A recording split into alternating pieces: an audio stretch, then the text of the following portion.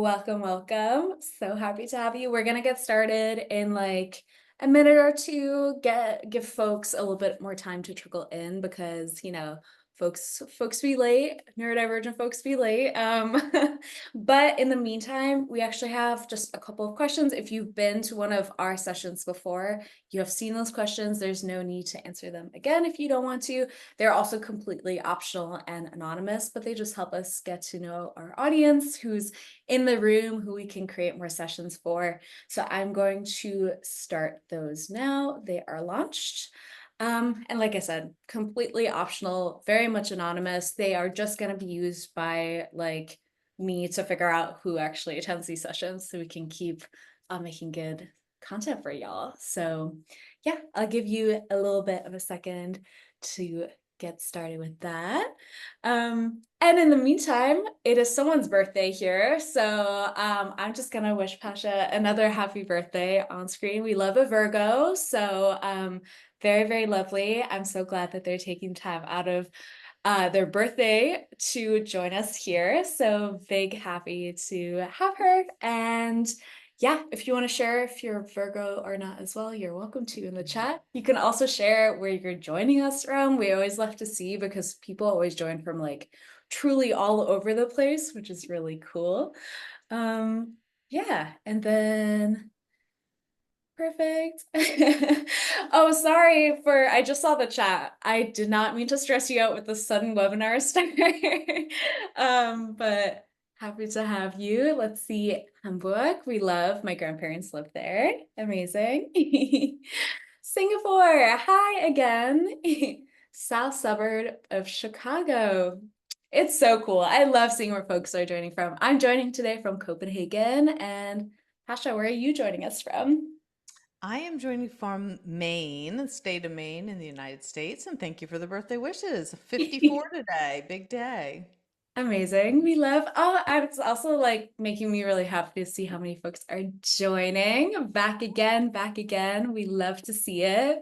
Since so many of y'all are, coming back, I will make my little spiel at the beginning a little bit shorter. But as we get started, just a couple of things. You can use the Q&A section to ask any and all questions. The questions can be anonymous if you want them to, and other folks can upvote them.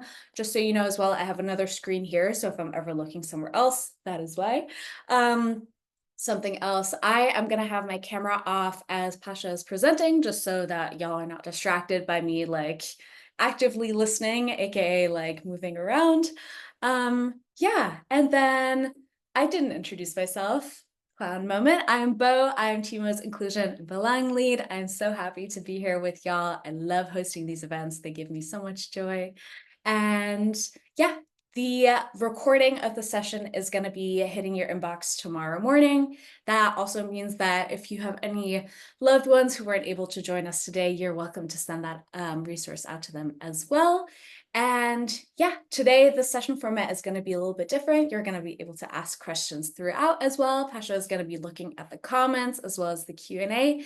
But for any like big questions at the end, we are going to, if anything fell through the cracks, we're going to make sure to answer it at the end as well.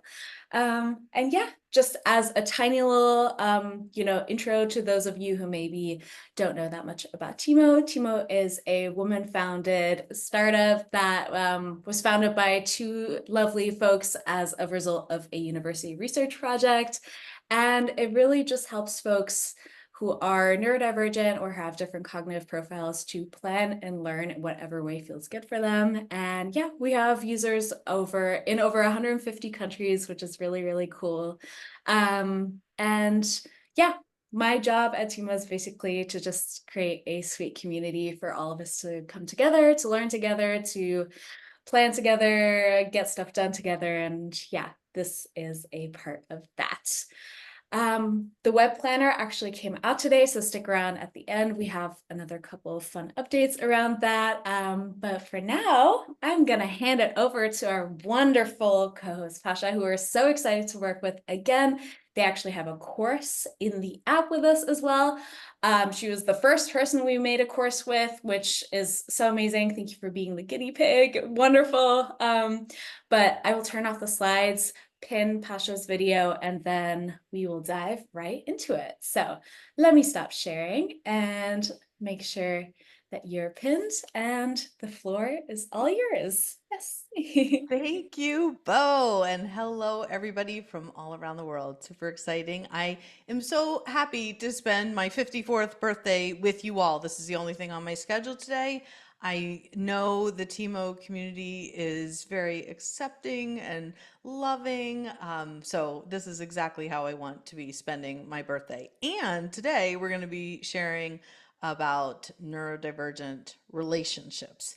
For anyone who is new to the neurodivergent community, I just want to give a very, very brief, like 60-second overview of definitions. Neurodiversity is not synonymous with neurodivergent. So we are all, as a human species, neurodiverse. So neurodiversity is about the diversity of all minds, of all nervous systems. Neurodivergent is people who diverge from society's idea of what is quote unquote normal or quote unquote right or quote unquote ideal. So it's not diverging from the dominant necessarily. It's diverging from neuronormativity, which is society's idea of quote unquote normal.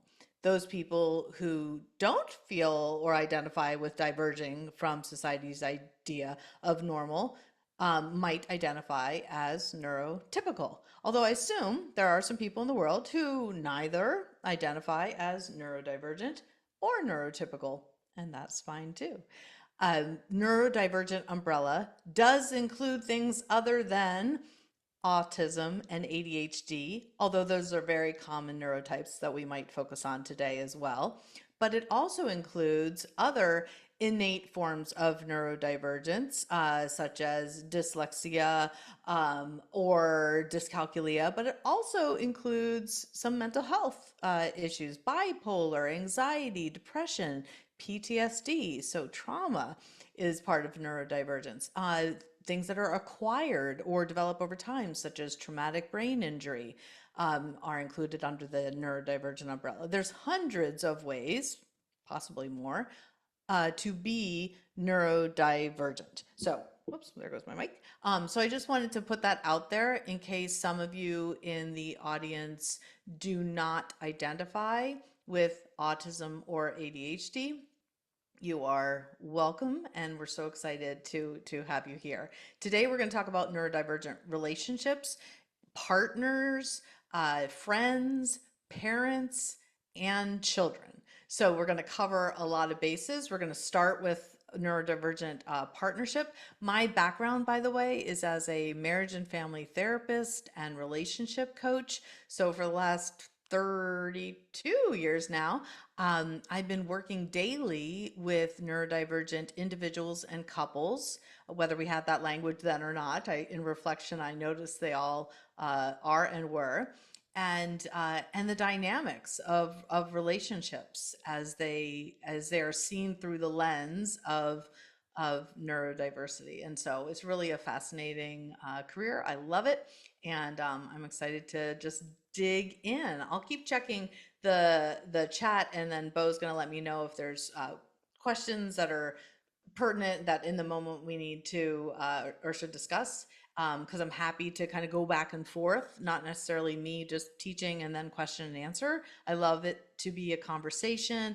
I want it to stay active and engaging. I don't want you to fall asleep or get too distracted. So we'll keep it moving. There'll also be some polls, some questions for you as we go.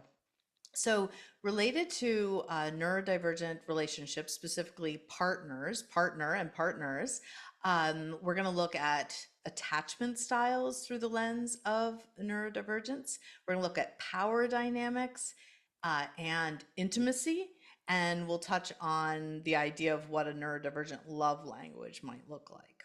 So, for some of you out there, you might have heard about attachment styles, and I want to give you an overview because one of the most common questions I have from people is this my attachment style? Is this my trauma? Is this my neurodivergence at play in relationships? So, I think it's a really fascinating conversation to have. For those that are unfamiliar with attachment styles, it simply refers to the way our primary caregivers interacted with us as infants, as young children, and how those interactions affect our relationships in adulthood. So, of course, that's true for everybody. How our primary caregivers interacted with us are going to affect how we are later in life. There are several attachment styles: secure attachment versus insecure attachment. And under insecure attachment, you'll often see anxious attachment, avoidant attachment, and even disorganized attachment styles. There's others, there's nuances, and you may or may not resonate with any of them, but they're it's starting to become part of the narrative now, certainly in therapy and coaching and relationship coaching in particular. People saying, well, what is your attachment style, as we try to connect with others. And it's an interesting conversation. So the insecure attachment styles: anxious, avoidant, and disorganized. A lot of this research is specifically around the first 18 years of your life, like what your life experience was during those 18 years, and how that still influences how you were in relationship as an adult. So even if you had, for example, a very secure attachment, like let's say you had a beautiful upbringing, those first 18 months were very secure and safe, and even later in your childhood, you had a very secure upbringing. Later in life, you might have experienced, as many of us do, traumas and betrayals and other difficult experiences that then cause us to develop insecure attachments later in life. So it's not always about the first 18 months, our attachment styles, but more typically so. Having a secure attachment means you feel very safe and confident in yourself and your adult relationships. You openly share your feelings with your partners and your friends, and you seek out social support when you need it, and you have good self-esteem overall. I don't mean to say it in like a, I think in my tone, you might, yeah, I was hearing somebody say, ha ha ha ha. Maybe you're like, what's that like? Right? Because I think for a lot of us who are neurodivergent, especially those with innate neurodivergencies such as ADHD, autism, we might not have ever had that experience of feeling completely safe, completely secure, completely confident in childhood or adulthood. So it's an interesting thing how these two dynamics overlap: neurodivergence and attachment styles. If you had a secure attachment style, you might trust people easily, communicate easily and effectively. You might be able to regulate your emotions, feel comfortable with alone time and social time, connecting easily with others. You might manage conflict in a healthy way and make yourself emotionally available to the people in your life. That's awesome. If you resonate with secure attachment, I'm so happy for you. We're going to focus on, because it's a little bit more common, especially for neurodivergent people, an insecure attachment style, such as anxious attachment. Now, this is stereotyping a bit, but some would say ADHDers might lean more towards anxious attachment and autistic people more towards avoidant attachment. And again, there's many other ways to be neurodivergent. I'm just focusing on those two right now, as they're common neurotypes in the Tiimo community, as I understand. So the anxious attachment is sometimes seen as like so needy. I put that in quotes, so needy. It's an inconsistency. There's a clinginess, a neediness, a maybe trouble with trust. Somebody with anxious attachment might be consumed with concern and anxiety. They might always worry that their loved ones will abandon them. They may need some constant reassurance that they're safe in the relationship. So just notice internally or in the chat if you resonate with that, the anxious attachment. Now, avoidant attachment, sometimes the stereotype is there, they're just so cold. Now, this might sound a little bit like autism, so just notice the connections here. Somebody might seem overly self-sufficient, or not delve much into emotional conversations, or have trouble determining their own emotions or the emotions of other people. There may be a lack of connection or a lack of emotional support in their lives. This is because often in childhood, their caregivers didn't provide them with enough emotional support. And so this carries on later in life. The baby learns not to rely on others, and not to rely on others for their emotional needs or physical needs, even sometimes. In adult relationships, that might look like this emotional guardedness. It might look like they have trouble connecting or being comfortable in partnership. Uh, Research shows that 23% of adults have avoidant attachment, whereas 19% are anxiously attached. I don't know. Numbers sometimes like this confuse me because that means that there's a large percentage of people that fall into the other attachment styles, including secure attachment. So I often think that statistics are underrepresented. For example, I'm sure you all will agree, there's statistics out there that say 20% of people are neurodivergent. To me, that makes no kind of sense because if neurodivergence includes things beyond ADHD, autism, dyslexia, dyscalculia, traumatic brain injury, mental health struggles, trauma, like that kind of feels like most people to me, statistically speaking. So I always wonder about that. There is a question in the chat, can you be both? And yes, you could be anxious and avoidant, absolutely. There is another attachment style that's less common, I'll say, disorganized attachment style. This is if your parents had a lot of unresolved trauma, if they felt unsafe in their upbringing, if they experienced abuse, and they might pass down these patterns. The childhood might be fearful, it could be unpredictable. Adults with disorganized attachment often exhibit confusing or unpredictable behavior.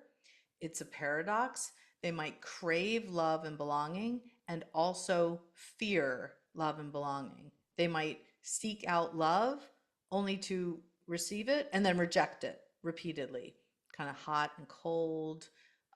They too might start to repeat some of the abusive patterns and might struggle with drug or alcohol abuse and addictions. So, just out of curiosity, I know, Bo, you have a poll. I'm curious what you resonate with, if at all, a secure attachment, anxious attachment, avoidant, or disorganized. All right, interesting. Um, wow, okay. We're looking at mostly anxious and disorganized. Okay.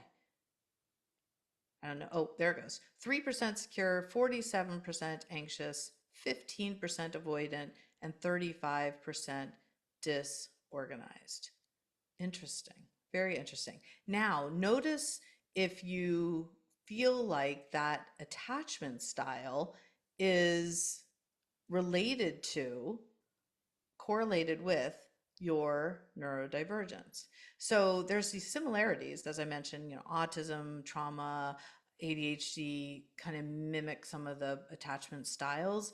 And you can change your attachment style. I don't know if that was one of the questions or comments in the chat, but you can change it with some mindset work, with some a lot of practice in how we talk to ourselves, how we talk to our partners, whether or not we build trust in a different way than we're used to. There's a lot of different tools we could talk about as how to shift the attachment styles. But you can't get rid of, let's say, autism. You can't get rid of ADHD. So it's interesting. Some of the struggles might continue even after you work on the attachment styles. So notice some of the overlap here, troubles with social skills or communication, troubles with emotional regulation, self-stimulating behaviors, perhaps a preference for being alone for those that resonate with the avoidant attachment style. And sensory issues. This comes up in every conversation I have with neurodivergent people, the sensory overload. It's not just about autism. There's a lot of different neurotypes that are hyper or hyposensitive. So just notice internally how you feel like your neurodivergence affects your attachment styles and how the attachment styles are impacted by neurodivergence. Uh, Let me just pause for just a moment, Bo. Is there any question related to this? There's some really good questions in the Yay. Q&A. Someone asked if you are neurodivergent yourself. Oh, isn't that neurodivergent of me to forget to say my own identity? My name is Pasha Marlowe, pronouns she, they.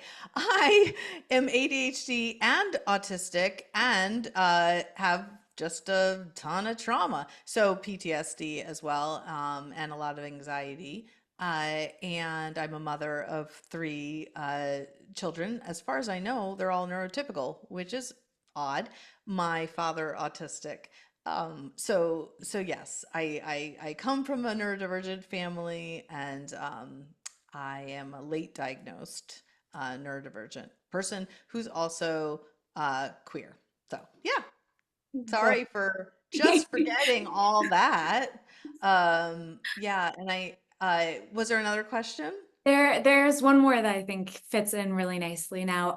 Must disorganized attachment stem from parents being abusive, whether physical or emotional? No, sometimes there's fear. Fear of the unknown, fear of the unpredictable, like not knowing what's going to happen, an unpredictability about somebody's mood. It doesn't have to be abusive. It could just be an unsettled uh, confusion, an unsettled sense of fearing what's around the corner, what's happening that I don't know. It's very much tied to trauma, the unresolved trauma of the parents, and how because it's unresolved they have a hard time working with whatever traumas come up for the children, right? And so they don't necessarily have those skills. I hope that makes sense. Because and interestingly, when I talk to a lot of clients who don't feel they can, almost like a permission to identify with trauma or abuse. This goes into a bit of this like idea of big T and little t trauma, which I don't love. But some people don't give themselves permission to express trauma, or I wonder if there was emotional abuse, for example, because there's a sense that other people had it worse. And that's just subjective, right? It doesn't diminish the fact that you have trauma or fear or experienced abuse. It might look different than somebody else you know or heard about, but it doesn't diminish your lived experience. So I just want to offer people the kind of permission to step into that and to claim that if that feels like truth for you. It's similar to people not feeling like they have permission to say they're neurodivergent or permission to claim disability because somebody else might feel more neurodivergent with more support needs or access needs or disability. Might You might have internalized an idea of what disability looks like or is. And so that's always an interesting question is can I say I'm neurodivergent and disabled? Can I say I was abused if there wasn't physical abuse? So it's a really interesting conversation. Yeah. Were there other questions around this, Bo? I think we're all good. I think the other ones fit nicely for what you're covering later. Okay, awesome. So we're going to go into this is still around partnership power dynamics. And one of the most common power dynamics that I see in specifically uh, when one partner is neurodivergent and the other partner has a different neurotype or is neurotypical, power dynamics. The most common one is the parent-child dynamic. This isn't about parents and children. This is about the dynamic of somebody feeling parental towards their partner or feeling childlike with their partner. So let's say in an ADHD and neurotypical partnership, the partner with ADHD might be forgetful, distracted, might have a different sense of time, might have trouble with follow through. And then the other partner, let's say hypothetically, the other partner is neurotypical, doesn't struggle with any of those things, takes on sometimes a parental role or a managerial role of like, well, now I'm in charge of everything. I have to remember where your keys are, where your wallet is. I have to remind you of your doctor's appointments. I have to make your doctor's appointments. I have to remember to get food. Would we even have food in the house if I didn't go do it? And then there's a sense of overwhelm and often resentment for the person in the parent role. Neither person wants to be in either of these roles because in this case, and hypothetically speaking, the ADHDer might feel a sense of shame or guilt. Like, I'm sorry, it's so hard, but like, this is who I am. I'll try harder. And so there's that like kind of childlike sense of being parented by your partner. And by the way, this dynamic is very challenging day to day. And as it relates to intimacy, that power dynamic plays out in and out of the bedroom, I will say. And we can get into that more if people are intrigued. Um, but the ADHDer often feels disrespected, undervalued. Like they do bring, of course, a lot of things, beautiful strengths to the relationship. Might be their sense of creativity, might be a sense of like color and art or fun, and less maybe structure and rigidity. But that's beautiful too. So the suggestion I often give clients in this situation where the power dynamics are parent-child is to really talk about what each other's strengths are. Like delegate. If one of you is really good at planning vacations and the other one, better at finances, great. One is not valued over the other. They're both important. Sometimes the person who makes more money feels like they have more say, but that's not always the value judgment that we want. We want to bring in some more equality and equity into the relationships, which we do in this strength-based conversation. And assuming competence, that there are many competencies, they might just not be the ones that are neurotypical in expectations. And there's a lot of trust building in partnerships when the parent-child dynamic is at play. With autism, interestingly, the power dynamic can be similar. There's that parent-child dynamic, but there's often a lot of I'll say frustration around words, basically like clarity, miscommunication, accuracy of words comes up a lot. Like you said always, that's not true. You said never, that's not true. You said put the coffee pot on, that's what I did. Like you didn't say another detail. There's always this need for a lot more clarity and a lot more context and detail in conversations because miscommunication seems to be just the biggest challenge when autism is at play. And this is true if one or both or all partners are autistic. So accuracy in words come into play a lot. Also, of course, sensory overwhelm. And one of the beautiful ways to move through sensory overwhelm with your partner is to be like, what are the signs of sensory overwhelm? Not at the point of meltdown or panic, when somebody needs to escape the room, for example, because they're in sensory overload, that's a hard time to communicate anything. So what are the signs leading up to it? Is there a withdrawal? Is there a irritability? Do they stop speaking? Is there a nonverbal aspect to it? So really breaking it down and almost looking at like a pattern. What is the typical pattern? What typically causes the sensory overload? What triggers that? What are the signs? So that could be interrupted and managed, hopefully sometimes before the complete sensory overwhelm and meltdown happens. Because then what often happens is the person who's in overload just literally leaves without warning, just steps away, escapes, physically escapes.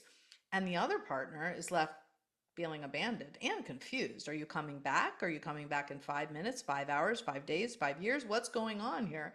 But the conversation is challenged in those moments of sensory overload. So I always suggest, clarity is important, clear is kind, but to really, when you're not in overwhelm or overload, to have these discussions as to what it feels like in your bodies to experience sensory overwhelm when it starts to happen, and how can you notice it in each other. My partner notices in me, because I start shutting down, I start withdrawing, I stop talking, and he throws me an ice pack, or he literally comes over and sticks an ice pack on my head or down my shirt, because that helps me activate my vagus nerve. But I won't remember to do that once I'm in that overwhelmed state. So does that, okay? We got some mind blowing. That's good. We love the mind blowing. um, I'm glad you resonate with that. Um, Now, let's say with trauma, because trauma is a form of neurodivergence, maybe you're in partnership with a person or people who have their own trauma. That's likely.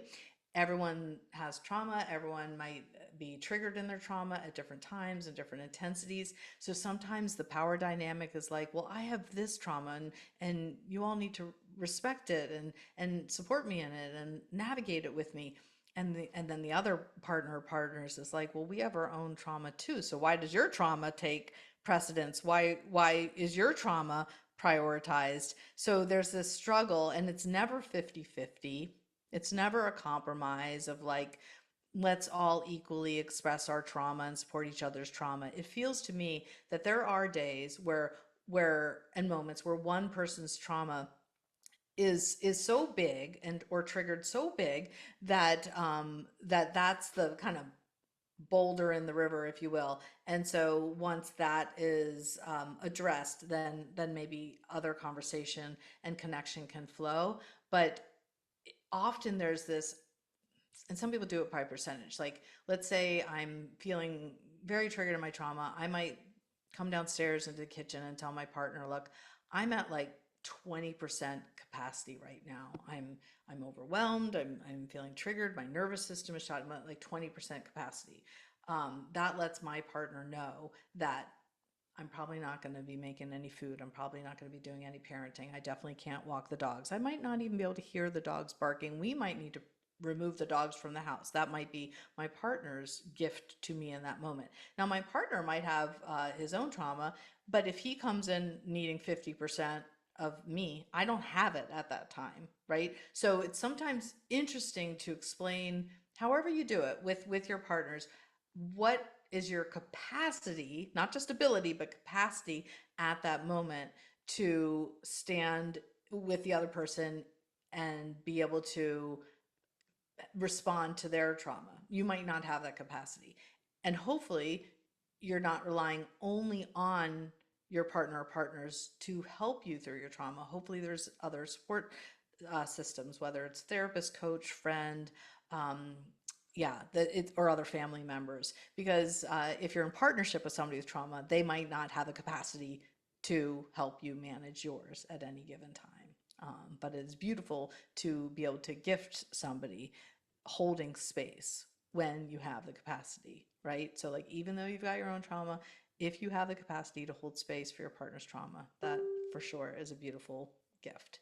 Um, there's a quick way to help somebody through a panic attack, or when they're really triggered in their trauma, and it's through the nervous system. 5 4 3 2 1. I don't know if you've heard this. You say, what are 5 things you can see right now? And you could do this in person, over the phone, or a text even. What are 5 things you can see right now? And that person who's not present, maybe dissociating, maybe just so overwhelmed, is like, okay, I see a light, I see a tree, I see a water bottle, right? They start to get into their body a little bit. And you say, okay, what are 4 things you hear? What are 3 things you smell? What are 2 things you feel? What is 1 thing you taste? And it doesn't really matter which sense, by the way, goes with each number, but it's a beautiful, quick and easy 5 4 3 2 1 to remember, to help your partner or partners or children or friends through a moment of panic or trauma. Um, moving, oh, are there any questions, Bo, on that? Yes. So there's one about How can we navigate sensitivity when it comes to not getting prompt responses in the early dating phase when you can't really expect more from them because you're not committed? It seems like more of a personal regulation thing. I try to distract myself, but it doesn't seem to work. I just end up white knuckling through my anxiety, which doesn't feel sustainable. Oh, yeah. Yeah, yeah, rejection sensitivity, dysphoria, or just rejection sensitivity is so brutal. It's a physical and emotional pain. And there's probably going to be, whether it's the person you're dating or the person you're partnered with, or for me, it's my daughter, there's going to be a person in your life who, when you're triggered in your rejection sensitivity with that person, it will feel like the end of the world if they um, mischaracterize you, if they reject you, if they leave you out. So it's interesting to notice um, who those people are, because you're going to need some extra support around that for your own nervous system. Um, know that with rejection sensitivity, dysphoria, and I don't love the dysphoria part, so I'm just going to say rejection because it makes it sound like it's a problem. It's a natural human experience, unfortunately, for a lot of us. Um, so we can go from, like, we can have a great day, and then we get that feeling of rejection or feeling left out or feeling judged from one of the people that we really either value their judgment or easily triggered by. And we can go from like 0 to 100, like good day, now it's a terrible day, like hope for the world and complete despair in minutes. And then we might stay in that despair for hours or days or weeks. We might ruminate about it. We might have intrusive thoughts about it. We might, if you feel, if you're dating or in friendship and you get rejection sensitivity dysphoria, you might find yourself looking on social media a lot to see what they're doing. Are you left out in other ways? Are they talking about you? What are they saying? You might find yourself compulsively checking on those people you feel rejected by. I'm now losing track of what the question was. Now I'm just feeling embodiment of rejection sensitivity, but it is a nervous system reaction for sure. That is definitely embodied. The way to move through it, I think that was part of the question. Outside of just awareness and grace for yourself, is to enter the date or enter the conversation uh, with a deep sense of your own values that have nothing to do with the other person's perception of you. Who are you? You know, who are you unmasked in your truth? Whether you are actually going into that situation unmasked, it doesn't matter. It's like that, I call it neuro belonging, that deep sense of like neuro belonging, no matter what other people are going to say or do or think, you know who you are, right? You know you're kind, or you know you're empathetic, or you know you're compassionate or inclusive, or all the beautiful things that you are. Sometimes we forget, and we walk in and we start to hear other people's ideas of who we are, and then we believe those. So as much as possible, entering in, and I think at a date would be a perfect example, because we don't want to just become who they want us to be. You know, we want them to see us for who we are, and then assumingly want to see us again. Um, but that's a it's a practice. Like, here I am at 54, still struggling with that. Does Mm. that make sense? Yes, absolutely. And then Mm. there's another question. How does one stay in a long relationship if after 2 to 3 years it's getting kind of boring and harder to not fall in love with other people? The excitement is somewhere else. Yeah. Well, if ADHD is in play, that makes complete sense. Like, there's a need and a desire for variety and spontaneity and novelty. But even if ADHD is not at play, that happens in relationships. You know, the newness wears off. So what I always suggest to couples or people in partnership is to invite curiosity, invite eroticism. Doesn't necessarily need to be sex, but invite a sense of unknowing. Like, what don't I know about this person? What question haven't I asked? I'm curious about this. I wonder about this. And maybe it's experiences they've had or memories they have or dreams they have. But often in partnership, we just start talking about the same thing we always talk about. and it gets boring, and in long-term partnerships this becomes one of the biggest problems. And then that feeling euphoria and endorphins that kick in when we have attraction to another person or we feel love for another person seem to feel so good that it must be the way to go. We must want to be with this person more than our partner. But those feelings fade with the new person too, right? So it's just interesting to notice if you tend to have, and this is very common, to have just euphoric feelings and excitement and creativity and romance and just like, oh, I feel alive for the first time. Notice how quickly, historically, for each of you, that fades. This will bring me to one of the it's a quote that I'm starting to use, which is my soul longs for connection, my body longs for solitude. This plays out in partnerships, in friendships, beyond, where we might romanticize and want connection. And then when we get it, we might feel overwhelmed, or we might feel like let down, or we might start to get bored. What we love is the almost the anticipation. Like, I'm a better partner when I'm not with my partner. I love people more when I'm not with them. That sounds strange, I know, but like I I can feel deeper connections when I don't have the nervous system aspect, or like having to sit through a boring conversation or a story they're telling me. I don't have a lot of tolerance or patience for that, but I love them and I want to be near them. And then once I'm near them, I'm like, okay, go away. I don't know if that's relatable, but that's how I experience this kind of paradox. That has nothing to do with RSD, but that's where I went. Huge mood with some of my sweeties being on this call. Two other questions in the Q&A. How can you navigate having opposing needs in a neurodivergent relationship when we are different neurotypes and attachment styles? I get overstimulated and can become nonverbal, and my partner wants to spend 24/7 together and needs a lot of verbal responses.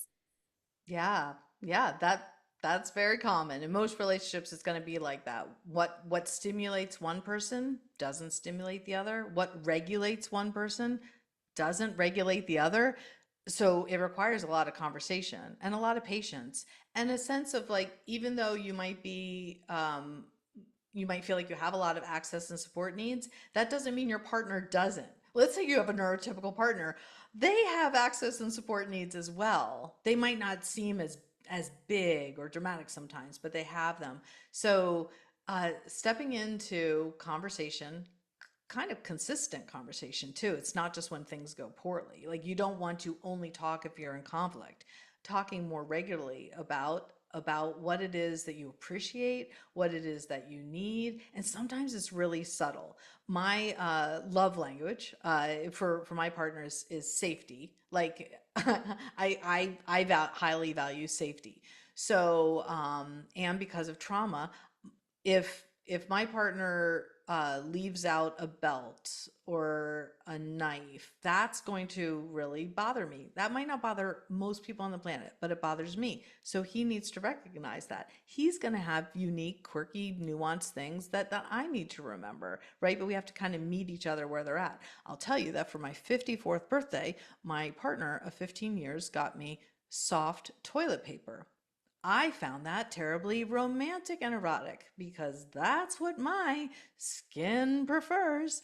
And I'm like, oh, that person sees me, you know? Somebody else might want flowers and chocolate. I wanted the Charmin Deluxe, just saying. So I think it's just good to have these conversations. How the heck would my partner know I wanted Charmin Deluxe if I didn't tell them about my sensitive crepey labia? They just have to know these things. So we have to have conversations that are intimate and vulnerable, that go both ways, that are reciprocal when you're in partnership with somebody of a different Mm, neurotype.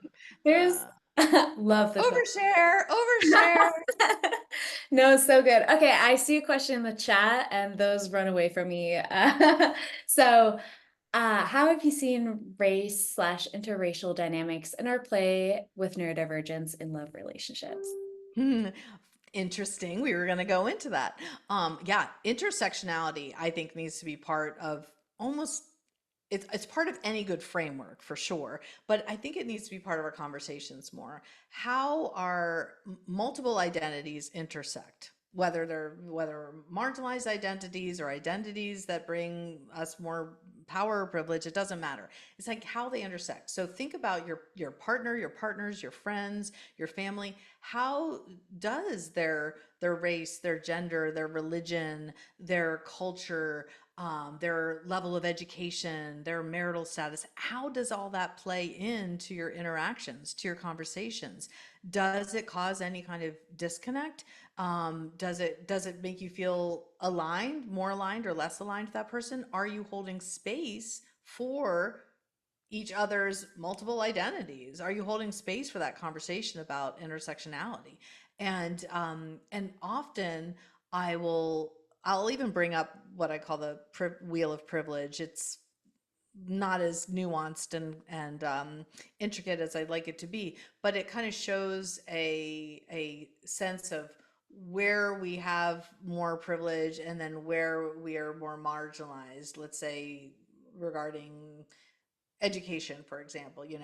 Did we go to high school? Did we graduate high school? Did we go to college? And sometimes there's a lot of value judgments around something like that, for example. And there's so many. It's housing, it's culture, it's gender, it's religion, there's age and body shape and all the things.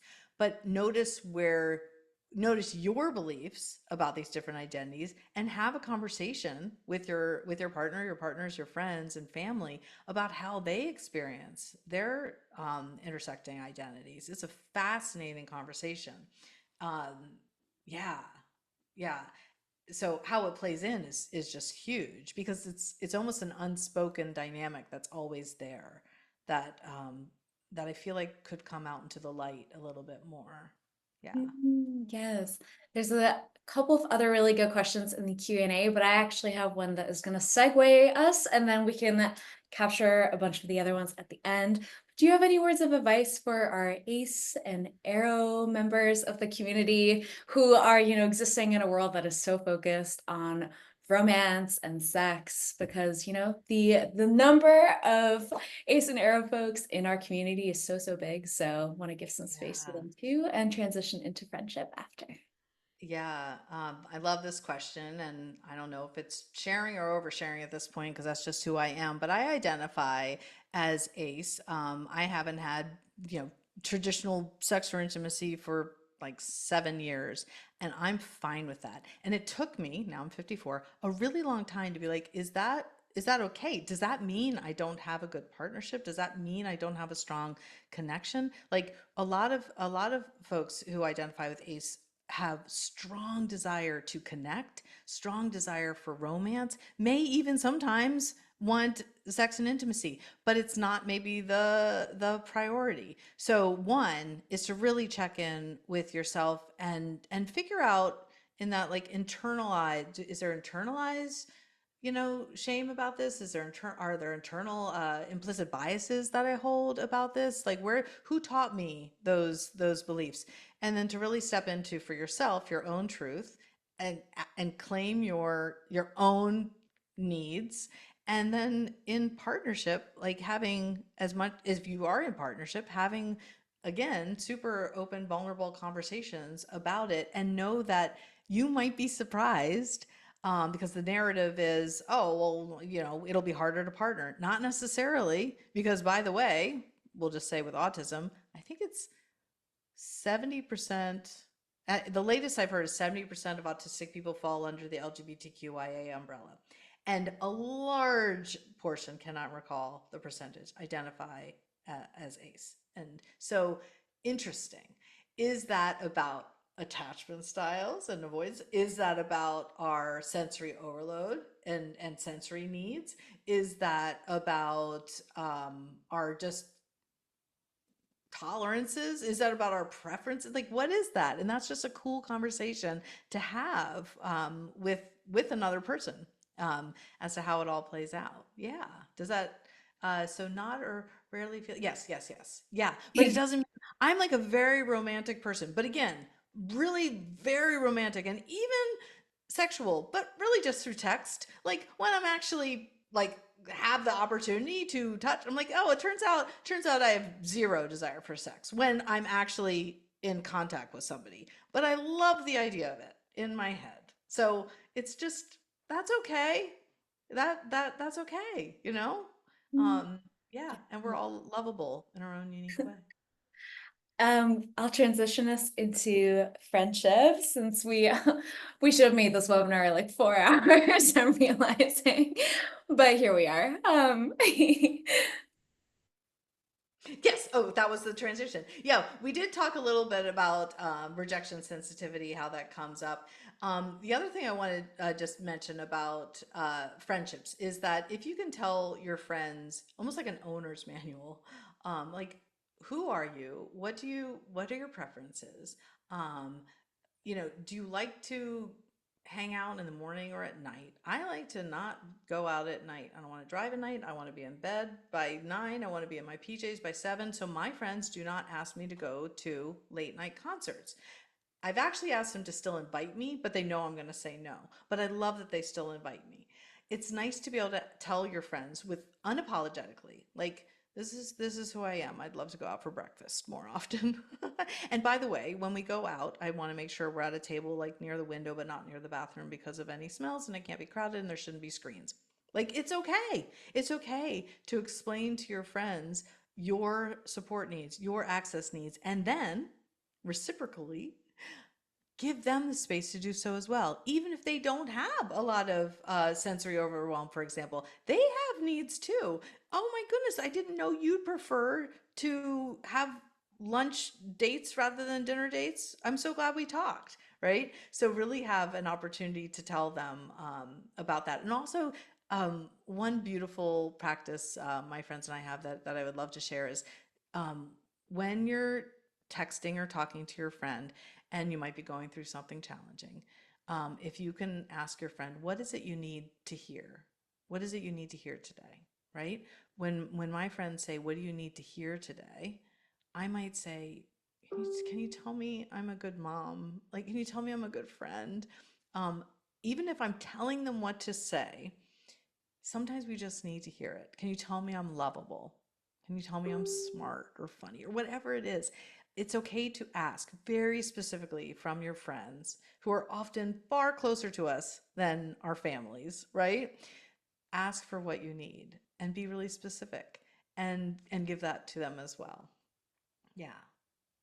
Um, and know that everyone has different frames of reference. Like this is true for all relationships, but to never make assumptions. To really everyone has different realities. Everyone has different frames of reference, and sometimes we forget. Sometimes we forget that people don't see the world through our same eyes. So don't assume that somebody doesn't care, or don't assume somebody is mad or angry at something, or isn't doesn't have as much justice sensitivity or activism. Like people might do things in different ways through a completely different lens. So the more communication, the better. And it doesn't have to be talking. It could be texting, writing.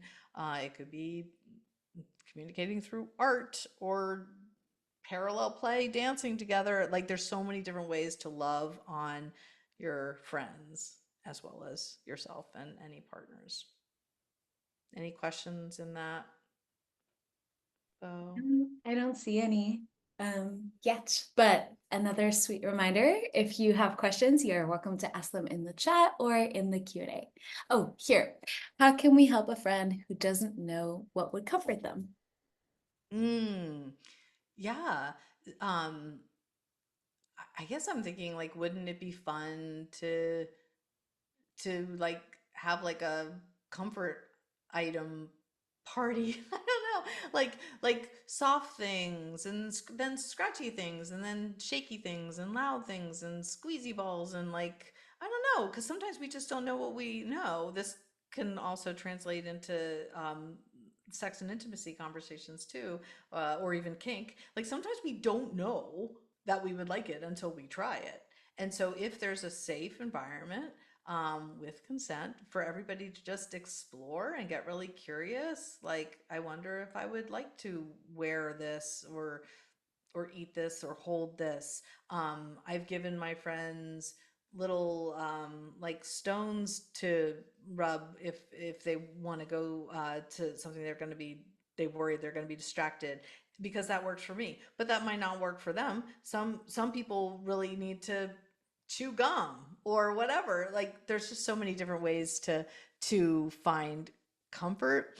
um and I could go off on a tangent, which I won't, but just know the intensity that a lot of people need to connect, like with pets. Their pets can be their emotional support, their pets could be their comfort, their pets could be their lifeline. So if you're not like a dog person, but your friend talks about their dogs often or wants to show you pictures of their dogs often, like they're showing you their heart. So just be open to that and as patient with it as you possibly can, because I think sometimes we just, if we don't have the same exact experience, we sometimes don't have as much patience or tolerance for hearing somebody else's. But I just want to reiterate how much animals are comfort items for so many people. Yeah. Yes. Also, as you were talking, it just made me think, like going to a children's museum or something where it's like really tactile would be such a Yes. fun way to like get someone who maybe isn't used to like thinking about what they like to like start thinking about that. I think that'd be cute.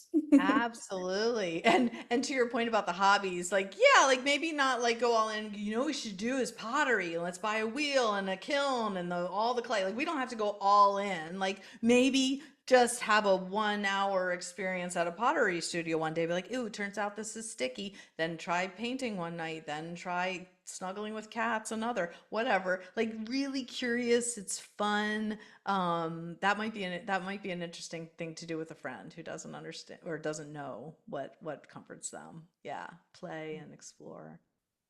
Just looking at time for those of y'all who have to pop out at any moment, this session is absolutely recorded. You will get the recording tomorrow.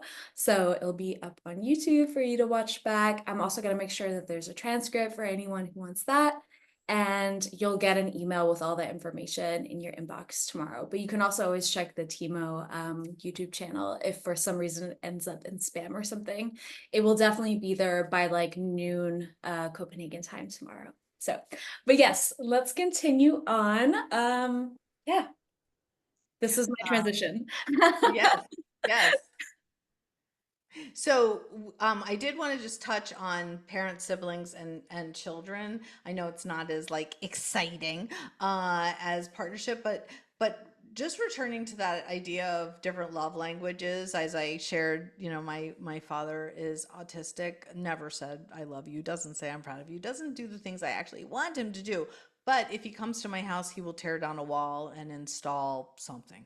That's just how he loves on me. My mother sews clothes and like will hem a button. Like that's her capacity. So notice for yourself how other people, their abilities and capacities to love on you, parents, siblings, children, and for you the same, right? And to kind of let go as much as possible of expectations of what love looks like, what friendship looks like, even, and see if you can maybe expand that feeling. It's the same conversation I have with people about fitness or even success. Like, how can we expand this idea so that we don't feel like we're constantly failing or flailing? Like maybe it's more expansive.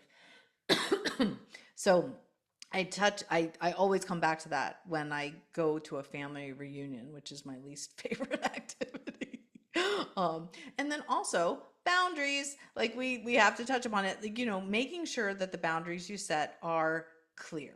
So if I tell my parents, look, I'll come to the family reunion, but I'm going to need a lot of alone time, that doesn't really necessarily mean much to them. But if I say I will come to the family reunion, I'll go to one dinner, and I'll stay no later than 8 p.m. And I might wear noise canceling headphones, like just to be as specific as possible. And then, for example, if we talk about politics or if you start making homophobic or transphobic comments, I will leave. Clear boundary, right? Be as clear as possible. Clear is kind. It helps them, it helps you, follow through with your boundaries, and it helps other people hopefully follow them and honor them. And it goes both ways. So if somebody, sets a boundary for you and with you, make sure you understand it, the parameters of it, and then honor it just like you'd want somebody to honor yours. Um, and if you have siblings that are of a similar neurotype, one interesting dynamic is noticing how they were either treated or cared for, or even like, did they receive more resources? Did they get diagnosed at a different time? Were they loved on differently? Interesting just to notice the dynamics around that. And if they're a different neurotype, having conversations with your siblings about your lived experience, because they might have absolutely no idea why it is they can get a job in corporate and you apparently are an entrepreneur for the rest of your life and never get a paycheck. And like, does that make you a lesser of a person? Does that mean you're less worthy or less successful? Right. And so really, if they are able to, and this again goes back to ability and capacity, if somebody in your family has the capacity to hold space for a conversation that is more expansive, that would be lovely. I know my family is not able to. They do not have the ability or the capacity. I don't even waste my energy or breath on it. I let them think I'm lazy. Let them think I'm unsuccessful. Let them think I can't adult. I don't believe all that, but I've learned 54 years later that it is not worth my time, energy, and stress to try to convince them of my worth, to try to prove my worth. I did that for a very long time and it exhausted me and it never went anywhere. So it's just interesting to be able to really get really honest and clear about relationships that you wish were so, so different, but sometimes they won't be. I don't want to end on that note. But yeah, yes. Um, yes. Now, if you're a neurodivergent parent, parenting a neurodivergent child, be so kind to yourself because one, a neurodivergent child might bring lots of extra challenges, but here you are as a neurodivergent parent. The beginning of the school year might be very overwhelming. You have new teachers and people to learn too. You might have a lot of paperwork. All of a sudden, you're making maybe school lunches. You're trying to get your kid out the door at a certain time. You don't even know how to get yourself out the door at a certain time of the day, maybe. And you have to remember to pick them up at a certain time. There's a lot to remember. So just give yourself a lot of patience and grace. You are a good parent if you forget things. You're a good parent if you don't ever go to the school and meet the teachers. You're a good parent if you never bake cupcakes at a birthday party. Like literally, start to just let yourself realize your capacity as well as your ability and give yourself a lot of patience and grace, trying to let go as much as possible of expectations, neurotypical expectations especially, and know that it changes. It'll change with your age. It'll change with your job or your lifestyle or your disability, and to allow that to be fluid too. What you can do now isn't maybe what you could do 10 years ago. That's okay, right? I return to like the only thing permanent is impermanence. There's a it's hard, but we have to kind of like ride the waves and be very much more curious about ourselves and less should demanding of I should do this, I should be able to do this. Trying to relax that a little bit. Be like, interesting. That used to be easy for me and now it's really hard. Okay, that's curious. Noted. And then let it go. Yes. I love. Ah, okay, so clearly we will be booking a follow-up because I love all the questions. Clearly there's so much to cover. We have a couple of questions here Yeah. still that I would love to cover. So, there's one from the chat. It feels really healing to learn how to reconnect with fun as an adult and what I actually enjoy. Any tips? Yeah, let pleasure be the measure. Like, say, like, if nobody I loved would get hurt, like, what would I do? What would I eat? What would I wear? What would I do? Where would I go? Just like really tap into that. And then give yourself permission to pleasure. Give yourself permission to play, right? You don't have to earn it. You don't have to do ABC before you do something fun. Like, apparently, joy is our birthright. I'm really bad at it too, but like, apparently that's true. And so, oh, we're supposed to have fun? Okay, can we prioritize that? You know? So yeah, I have to remind myself of that often. Like, we're not here to just move through our trauma. We're here to move through joy, right? Ah, I'm obsessed. Yes. Okay. There's another question. Are ND slash or are neurodivergent relationships mostly doomed without ND focused couples therapy? Say it again. Are neurodivergent relationships mostly doomed without neurodivergent focused couples therapy? There we go. Oh, yeah, yeah. I have found it to be very useful to be specifically neurodivergent couples therapy, to offer that. I also find it very useful that I'm neurodivergent myself. Um, it is every single day I hear somebody say, like, thank goodness we finally found somebody who understands the language of neurodiversity, understands the nuances, doesn't pathologize it or stigmatize it. Like, a lot of people go into therapy if it's not neurodiversity affirming or neurodivergent affirming. The neurodivergence is the problem, is the symptom. It's like somebody who's gender nonconforming. If you go to a therapist, you might end up with a therapist who's like, well, then that must be the source of all your problems. You're like, actually, I have a whole other life like outside of this.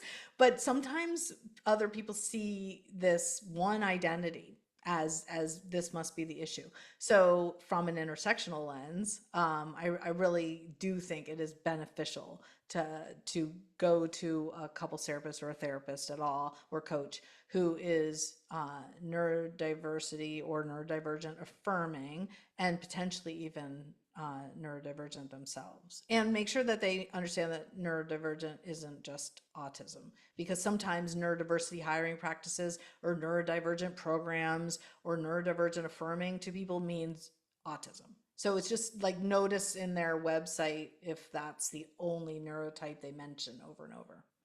Yes. Yeah.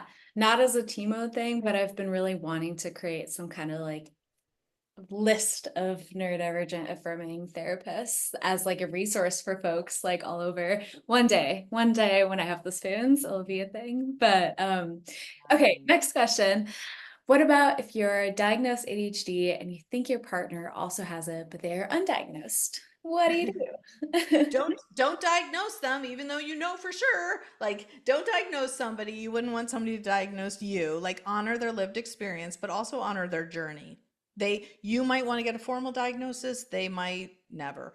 You might be self-diagnosed or discovered, and literally as soon as we understand our neurotype, don't you just see it in everybody? You're like, oh, I totally know you're ADHD. But it's not great to interrupt somebody else's journey, right? And so I always say, like, honestly, who cares in a way what our neurotypes are? Who cares what the labels are? We all have access and support needs. So, with your partner who might not necessarily want to get diagnosed or might not want to necessarily ever label, like, talk to them from a needs perspective, and let go for yourself of figuring out what their label is. Like, you might love your label and diagnosis, but it doesn't mean another person needs it at all. Yes. And then Agency. what a concept. What are your thoughts on looking at attachment as fluid rather than fixed? Yeah, definitely. Because it's not, like we said, it's not just about what happened to you in childhood. It's fluid. It's what happened to you in childhood, but also what happened to you in adulthood, what happened to you in relationships, what's happening in the world. Like, I'm getting more anxious as the world is becoming more disabling, right? And so my attachment style is feeling more anxious, attached. I'll just say transparently, here in the United States, unfortunately, there's a lot of violence in schools. Sending my kid to school is now a very anxious activity. That wasn't true before. So, like, we also look at fluidity from, like, what's happening in our society and in our culture and in our relationships, and also from childhood. But I don't want to discount uh, how disabling the world is to us and how it relates to our attachment styles. Yes. Ah. Well, I think that was the end of our questions. If anyone has any other questions, I'm actually going to share Pasha's email and their Instagram and TikTok. So you, I think, are welcome to reach out to her with other questions. We're also clearly going to be scheduling another session if they want to, but I think it'd be really lovely to share the space together again. Hopefully, not, it doesn't have to wait a whole year for your next birthday, but I think it would be so, so lovely to come together again. And I'm gonna just share a couple more slides because yeah, we just want to thank you for joining. The web app for Tiimo actually was launched officially today. So there is a little code that you can share with your community if you want to, for them to try it out. Is a really gorgeous resource. Everything shows up in your wow, English is hard today, in your Android or iOS app as well. So it all transfers. We have just been asked for a like large view of Tiimo for so long. So we have listened and we have provided. So you're welcome to try out that resource. Let me just share my screen. You're going to get all this in an email as well. So no need to do anything with it at this point. But yeah, please do take advantage of this. The code is take care. You can take care. You can use it both in the app and the web app. I'm gonna just share a link in the chat now, so you can try it out. And then for anyone who wants to follow Pasha and their work, let me pull up their info real quick. And if you want to share what this little amazing offer is as well, I'm going to put the link in the chat right now. So I'll give you space. Oh, yeah, I offer free consultations to anyone who comes to my presentation. So, yay. And that includes replays. It's fine if you're just listening to the replay or watching the replay. There's a code that you'll see in the notes that offers a 15-minute consultation, mini coaching, ask me anything. So, yeah, that's for you, a gift. Amazing. We love a little gift moment. And in terms of what's different, so I'm not 100% sure, but I believe it is a part of just the general subscription. So it just means that the web app means that you can like open it on your laptop if you have a laptop, or yeah, basically any browser Tiimo works on now. So that's really gorgeous. Yeah, if you ever wanted to see it on the big screen, now you can literally project it on your wall if you want to. The world is yours. Yes. Ooh, LinkedIn. Sorry, I forgot that one. I will add it to the email as well, and you are going to get all the resources in your inbox tomorrow. Make sure to check your spam. Sometimes our emails end up there, which is very sad for them, but we want to make sure all those resources come to you. If you have any ideas for future sessions, please do reach out. I always love to hear from folks. And we actually have another session in just a couple of weeks on anxiety in neurodivergent teens and kids. So that is another really gorgeous one with a child psychologist called Dr. Emily King. So highly recommend that. And yeah, you will see us and Pasha again for sure. Any parting words on your birthday, Virgo? Yeah, be kind to yourself. Get curious with yourself, and think how interesting and fascinating and uniquely nuanced you are. I love what a gorgeous way to end the day. Thank you all so much. And I'm gonna stop the recording. Someone is going very hard on their motorbike outside.